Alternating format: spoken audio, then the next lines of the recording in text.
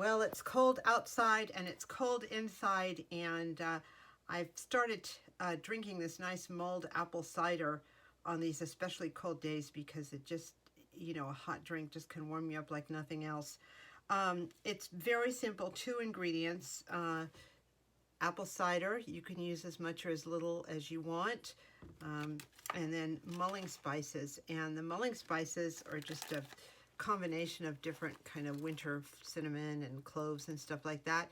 And I believe I got this actually at Bevmo because they're used a lot to make mulled wine and spiced wine and stuff. So I've had this for a couple of years, kept it in this opaque tin, and it just smells and tastes as good as the first day.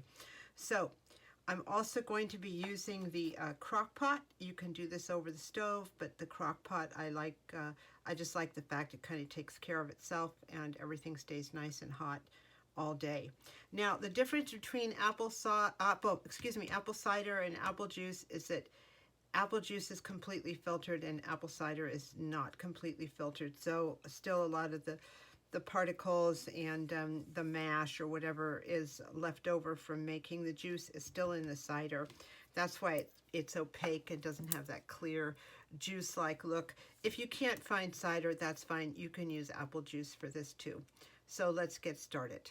I'm going to measure this out because there's only a partial bottle here and I want to know how much I have so I can calibrate the amount of mulling spices I have also. So they say to shake the apple cider, and that's because a lot of the sediment does drop to the bottom. So I'm going to pour some of this out into the measuring cup and we'll see what we got going. Well, I ended up at about 6 cups of liquid to finish up the bottle. So I generally put about a tablespoon of mulling spices per cup and a half of cider. So we're looking at, I think, 4 tablespoons right now. So I'm going to try to jam them all into this little tea ball. If you don't have a tea ball, you can use these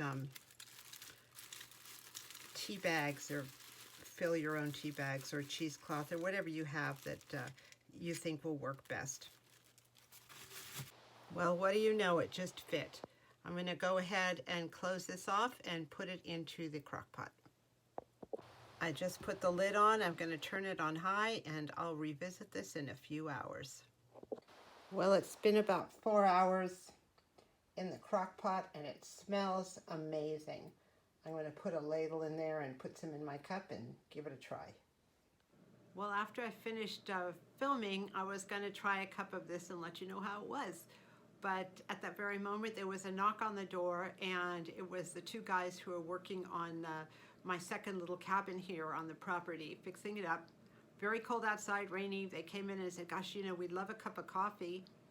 And I said, sure, have a seat. I have some muffins. And I said, you can have coffee, but I also have this hot apple cider, spicy apple cider right ready to go if you're interested. So they both opted for that with their muffins, and they loved it, but one of the guys took a sip of it, and he's the one who coined the term, this is Christmas in a cup.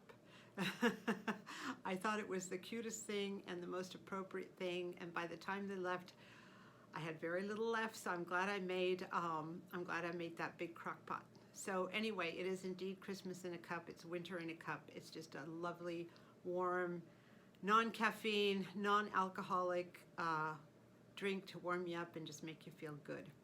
All right, so wishing you all the best for the season, and thank you so much for watching.